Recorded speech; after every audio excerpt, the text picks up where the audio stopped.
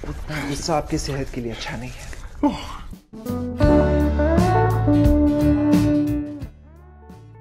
Assalamualaikum warahmatullahi wabarakatuh. Halo teman-teman, apa kabar? Kembali lagi dengan Potolo Movie. Kali ini saya akan menceritakan alur film berjudul Gusarius yang rilis pada tahun 2010.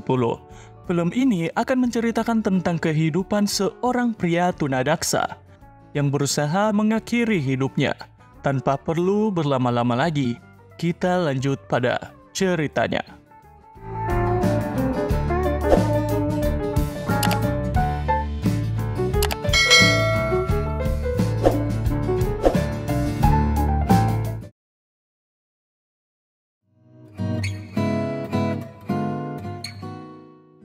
Cerita dimulai pada pria bernama Ethan, yang merupakan seorang mantan pesulap karena kesalahannya di masa lalu.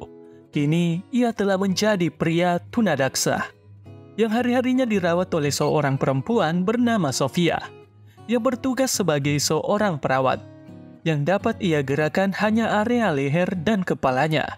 Ethan membangun sebuah stasiun radio di mana Ethan adalah seorang penyiar. Ia mendapatkan sebuah telepon dari penggemarnya, di mana setahun lalu ia sangat berterima kasih pada Ethan, karena ia adalah penyemangatnya di waktu ia putus dengan pacarnya, bahkan sempat berpikir untuk bunuh diri. Kali ini, Dick begitu bahagia memberitahukan kalau ia baru saja memiliki anak, dan Ethan adalah orang pertama yang tahu mengenai kabar itu. Rasa syukur dan bahagia Ethan berikan saat mendengar kabar dari penggemarnya itu, dan mengucapkan selamat atas kebahagiaan Dick dan malaikat kecilnya. Saat malam hari, teman Ethan datang berkunjung setelah menerima telepon Ethan. Ethan memiliki permintaan kecil pada Yani, bahwa ia ingin mengakhiri hidupnya, yang disebut dengan eutanasia. Yani pun pergi dengan amarah saat mendengarkan permohonan Ethan. Euthanasia. Yani pun menelpon dokter untuk mengatakan kalau Ethan ingin mengajukan permohonan eutanasia. Sang dokter langsung segera bertemu Ethan untuk menanyakan keputusan nekat Ethan. Bagi Ethan, keputusan itu adalah yang terbaik untuknya. Situasinya saat ini, tidak ada jaminan dirinya akan mampu menggerakkan anggota tubuhnya. Sang dokter masih berusaha memberikan semangat pada Ethan, karena selama 14 tahun lamanya, Ethan telah berjuang bahkan membuat banyak karya, menulis, hingga menjalankan stasiun radio yang membahas cara menikmati hidup, yang membuat Ethan menjadi sumber harapan dan inspirasi jutaan pendengar. Sang dokter juga tidak akan membiarkan Ethan pergi begitu saja. Namun Ethan menaruh harapannya pada Yani agar dapat memenangkan permohonannya, karena kalau Yani kalah dalam persidangan, maka derita Ethan akan menjadi seumur hidup. Permohonan Ethan pun diajukan ke persidangan karena eutanasia tidak dilegalkan di India. Dan bila permohonan itu diajukan, maka hukum akan berubah.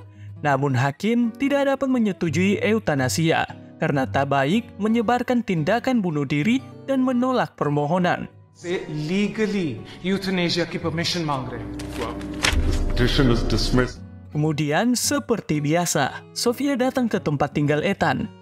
Ia mendapatkan kabar dari sebuah koran tentang Ethan yang mengajukan permohonan bunuh diri. Sofia pun marah dan mengucapkan bila Ethan tidak membutuhkan jasanya lagi, maka Sofia siap untuk mengajukan pengunduran diri sebagai perawat Ethan. Lalu, Omar datang sebagai produser baru di acara radio. Omar adalah penggemar berat Ethan. Hari-hari pun mulai berlalu. Media-media juga gencar memberitakan mengenai Ethan, yang menjadi inspirasi banyak orang, terutama para tunadaksa, yang berusaha menjalani hidup dari motivasi yang diberikan Ethan. Para pengamat mengatakan kalau Ethan adalah orang yang munafik, karena telah mengajukan permohonan bunuh diri. Sofia. Vasco needs your pink on. मैं ऐसा नहीं कर सकता। I will calm down, Sophia. I just want to be angry now. Ethan yang mendengarkan begitu kesal karena orang-orang memberitakannya sebagai orang gila. Kekesalan Ethan pun membuat pikirannya begitu kacau, hingga membuatnya tidak ingin minum obat. Lantas, Sofia memberikan suntikan pada Ethan agar Ethan dapat sedikit tenang. Setelah Ethan tertidur, Sofia pun pulang. Keesokan harinya, Omar kedapatan menyelinap oleh Sofia. Lantas, Omar berusaha menghibur Sofia agar tidak menelpon polisi dengan pertunjukan sulapnya. Dan di saat itu, Ethan dan Sofia tahu kalau Omar datang ke rumah Ethan bukan sebagai produser, melainkan untuk belajar sulap. Phone करो Sophia. Ethan langsung mengusir Omar dan menyuruh Sofia untuk menelpon polisi. Omar bersikeras tidak ingin pergi, sampai Ethan setuju mau mengajari Omar. Omar bercerita kalau Ethan adalah panutannya, di mana Omar telah menjadi penggemarnya saat berusia 5 tahun. Omar berharap bahwa ia dapat menjadi seorang pesulap hebat seperti Ethan. मेरे साथ मेरा मैजिक खत्म हो जाए। Mendengar itu, Ethan pun setuju untuk mengajari Omar. Alasannya, Ethan ingin ilmu sulapnya tidak mati bersama dirinya. Ethan berharap sulapnya masih dapat menghibur orang. Setelah hari berganti, Ethan memberikan sebuah buku pada Omar yang merupakan semua rahasia sulapnya. Omar sangat senang mendapatkan harta yang begitu berharga. Bahkan saat listrik padam, ia masih berusaha membaca dengan sebatang korek api. Ia berpikir, buku itu dapat membuatnya menjadi seorang pesulap ternama. Saat Sofia hendak pulang, Omar datang ke kamar Ethan. Ethan meminta pada Omar untuk memperbaiki bantalnya, karena ia melepaskan pegangannya pada Ethan, membuat kepala Ethan terjatuh dari kasur. Omar dengan sigap menahan tubuh Ethan dan berteriak memanggil Sofia. Sofia pun dengan cepat membantu Ethan untuk kembali baring di atas kasur. Ethan tertawa karena saat di bawah, ia sempat melihat kaki indah Sofia. Beautiful legs, Sophia. Ada satu masa di mana Yani datang pada Ethan. Ia mengatakan bahwa permohonan Ethan dapat diajukan ulang. Namun kasus ini bukanlah kasus yang sederhana, karena hukum tidak melegalkan eutanasia. Kalau Ethan mau merubah hukum, minimal Ethan mampu mendapatkan suara dari masyarakat dengan memanfaatkan stasiun radio.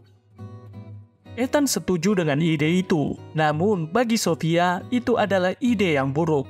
Saat di dapur, Sofia dan Yani berdebat. Sofia bergumam bahwa pengadilan telah menolak permohonannya. Lantas, kenapa Yani memberikan ide konyol pada Ethan? Sofia tidak menginginkan itu. Bagi Sofia, selama 12 tahun lamanya, ia telah berjuang merawat dan menjaga Ethan agar ia tetap hidup. Namun bagi Yani, yang merupakan teman lama Ethan, ia tidak ingin melihat penderitaan Ethan. Karena hidup yang telah Ethan jalani telah berhenti selama 14 tahun lamanya, saat ia terkurung di dalam kasur kamarnya. Yani tetap bersikeras untuk berdiri di sisi Ethan dan akan memperjuangkan apa yang Ethan inginkan. हर दिन हर पल इसी कोशिश में लगी हूँ 4x6 के बिस्तर पर। Lalu Omar membawa sup untuk Ethan. Sofia yang melihat menegur Omar karena itu adalah tugasnya. Omar lantas mengatakan, kali ini ia hendak akan menjaga Ethan karena mendengar kalau Sofia tidak pernah libur untuk menjaga Ethan. Omar menyuruh Sofia untuk mengambil cuti, setidaknya 1 atau 2 hari, agar Sofia dapat pergi bersenang-senang kemanapun yang ia inginkan. Omar berjanji tidak akan mengacaukan seperti terakhir kali ia menjaga Ethan. Di malam itu, Omar dan Ethan menghabiskan waktu bercerita tentang Sofia, pertunjukan sulap, hingga keluarga. Ethan punya seorang ibu yang di waktu ia kecil, ibunya menjadi tulang punggung dengan bernyanyi di sebuah kafe. Kemudian, di waktu Omar sedang belajar sulap, ia dibimbing oleh Ethan. Omar merasa tidak dapat melakukan trik sulap Ethan dengan baik. Ia menyerah. Ethan pun langsung menyuruh Omar untuk bangun dan terus belajar dari kegagalannya. Omar pun berhasil memperagakan sulap itu dari sebuah tisu basah menjadi butiran kertas yang berterbangan di langit. Sofia yang melihat lantas melakukan tepuk tangan. Omar pun begitu senang karena mendengarkan tepuk tangan yang begitu ia rindukan atas trik sulap yang ia ciptakan. Saat Ethan melakukan siaran, ia pun membuka pembahasan mengenai permohonannya yakni eutanasia. Ia meminta pada para pendengar untuk menelpon dan melakukan vote. Ia pun mendapatkan seorang penelpon yang ternyata adalah Omar. Omar mengatakan permohonan Ethan adalah tindakan yang salah. Ethan adalah orang yang luar biasa yang pernah Omar kenal. Omar menginginkan kalau Ethan dapat tetap menjalani hidupnya sebagai seorang guru sulapnya. Telepon selanjutnya adalah orang-orang yang bernasib sama dengan Ethan, yaitu tunadaksa. Bagi mereka acara Ethan begitu membantu mereka. Mereka juga mengatakan tidak untuk eutanasia. Mereka menginginkan Ethan tetap hidup. Kemudian suster gereja menelpon dan menyanyikan lagu rohani untuk Ethan tentang kasih sayang Tuhan pada umat manusia. Semua orang yang menelpon adalah penggemar Ethan, dari mahasiswa hingga guru, dengan tegas mengatakan tidak untuk mengajukan permohonan eutanasia, karena bagi mereka karya-karya Ethan, dari buku dan radio, begitu menginspirasi dan menghibur banyak orang. ये जो आप करने जा रहे हो मुझे सही नहीं लगता sir. No, yeah, it's not right. No. My vote is a no. No to euthanasia. Sampai di penelpon terakhir, seorang perempuan bernama Estella, yang merupakan asisten sulap Ethan, ia memberikan dukungan pada Ethan untuk melakukan eutanasia. Ia begitu mencintai Ethan dan tidak peduli jika orang-orang membencinya karena ia merasa Ethan telah cukup menderita. My vote is yes. Siaran radio itu memberikan dampak pada media. Ada yang pro dan juga kontra. Yani dapat memanfaatkan itu untuk kembali mengajukan permohonan dan meminta pada Ethan untuk ikut bersamanya ke pengadilan. Di atas kursi rodanya, Ethan menggunakan penampilan terbaiknya karena ini pertama kalinya ia keluar dari rumah setelah 14 tahun lamanya. Saat ia hendak pergi, seorang pemuka agama datang menemui Ethan. Ia tentu berusaha agar Ethan tidak melanjutkan permohonannya, karena nyawa seorang manusia adalah karunia Tuhan dan kita tidak berhak bermain-main dengan itu. Apa yang Ethan lakukan adalah sebuah dosa. Sampai Ethan pergi, ia tidak dapat mengubah pikiran Ethan. Ethan, जो तुम करने जा रहे हो, वो गुनाह है. Ethan kembali melihat indahnya biru langit, segarnya angin yang bertiup ke arah wajahnya, juga betapa hijaunya hamparan sawah, dan senyuman yang ia pancarkan saat orang lain tersenyum padanya, serta tangisan melihat orang-orang menjalani aktivitasnya dengan rasa bahagia. Sofia pun menyeka air matanya. Kebersamaan mereka di atas mobil memberikan momen yang berharga untuk Ethan. Sesampainya di pengadilan, para wartawan mengerumuni Ethan. Berbagai orang juga hadir untuk menyaksikan proses pengadilan. Singkat cerita, karena tidak menemukan titik kesepakatan, kasus ini pun ditunda dan mengingat keadaan Ethan. Hakim memutuskan pengadilan selanjutnya akan dilakukan di rumah Ethan. Beberapa hari kemudian, persidangan pun dilanjutkan dengan kehadiran ibu Ethan. Dokter Ethan pun dihadirkan dalam persidangan. Ia menjelaskan kondisi Ethan yang kian memburuk. Saat ia ditanya apakah ia setuju dengan permohonan Ethan, tentu saja ia tidak setuju, karena profesinya adalah menyelamatkan nyawa pasien. Jaksa pun mengatakan kalau Ethan adalah orang yang kondisi kesehatan mentalnya tengah terganggu. Jaksa juga berpendapat bahwa Sofia yang melakukan banyak pengorbanan memiliki motif buruk untuk menikmati harta kekayaan Ethan. Tentu saja Yani membantah pernyataan jaksa dengan bukti bahwa kekayaan Ethan hanyalah utang yang menumpuk, bahkan gaji Sofia tidak menerima upah penuh selama 2 bulan. She's been more than a nurse to him. इस बंगले के ऐशो आराम का मजा लूटना चाहिए. ये जिंदगी सिर्फ. Singkat cerita, setelah mendengar semua pernyataan, hakim memberikan izin Ethan untuk menyampaikan gagasannya. Ethan pun menyiapkan sebuah kotak dan menyuruh jaksa untuk masuk ke dalamnya. Setelah 60 detik, jaksa meminta untuk dikeluarkan karena sudah tidak tahan berada di dalam kotak. Setelah keluar, Ethan mengatakan kalau hal tersebut adalah penderitaannya. Perbedaannya, jaksa hanya menjalani 60 detik, sedangkan Ethan menjalaninya 14 tahun lamanya. Di malam hari, hujan melanda. Dikala semua orang tertidur, air hujan menetes tepat di atas kepalanya. Walaupun ia memanggil seseorang, tak ada satupun yang dapat membantunya, karena tertidur begitu pulas sampai keesokan harinya. Sofia datang mendapati Ethan yang telah basah bersama kasurnya. Sofia pun dengan sigap mengeringkan badan Ethan. Dan di hari itu juga, kabar duka terdengar bahwa ibu Ethan telah meninggal. Ethan hanya dapat tersenyum dalam kesedihannya, melihat wajah tak berdaya ibunya, sampai tangisan menetes dikala ibunya telah berada di dalam tanah. Seperti biasa, Ethan melakukan siaran di radionya. Ia membahas tentang kehidupan manusia yang begitu singkat, di mana suatu saat kita harus mengucapkan selamat tinggal. Ia mendapatkan sebuah telepon dari seseorang bernama Yasser. Yasser mengatakan ibu Ethan adalah seseorang yang memberikan Ethan inspirasi. Ia berpesan agar Ethan dapat menjalani hidup dengan semangat yang sama seperti ibunya. He was my best friend. Please forgive me.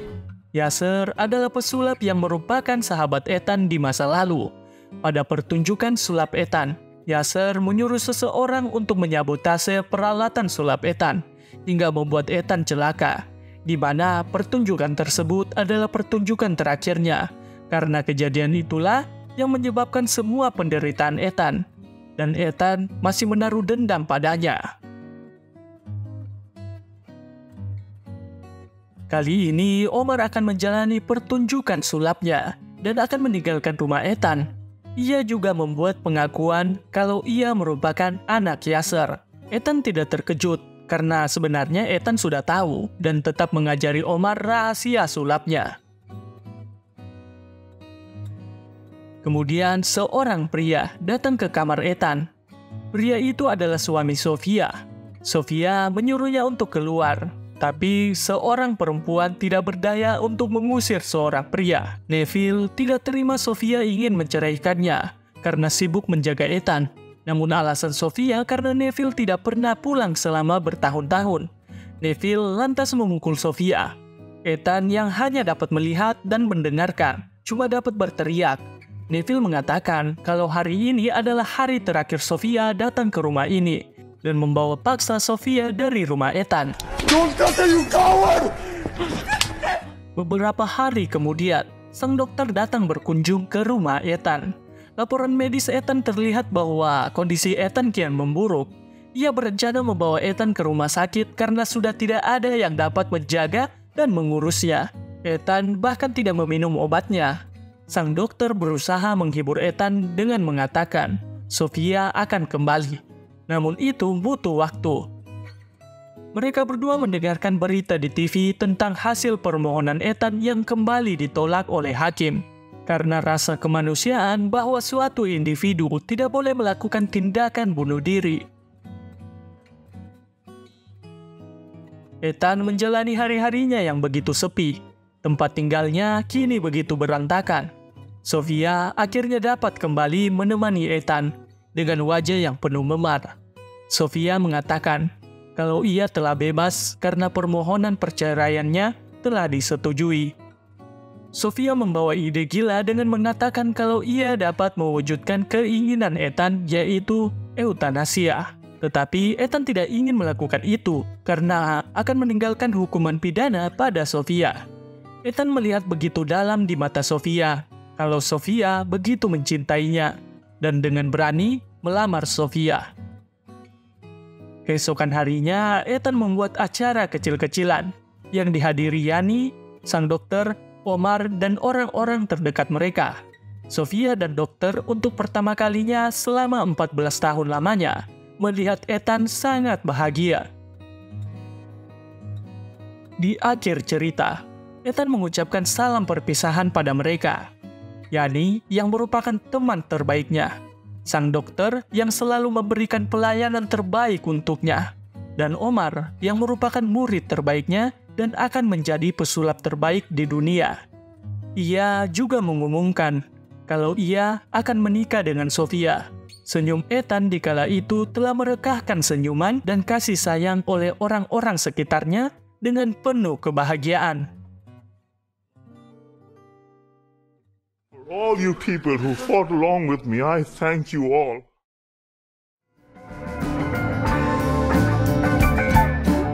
Selesai sudah ceritanya. Dalam film ini, kematian bukanlah solusi untuk menghadapi sebuah masalah. Kita tidak bisa bermain-main dengan kehidupan yang penuh akan sebuah kejutan. Kita perlu menjalani sebuah masalah tentang bagaimana kita menjalani hidup untuk terus bahagia bersama orang-orang di sekitar kita.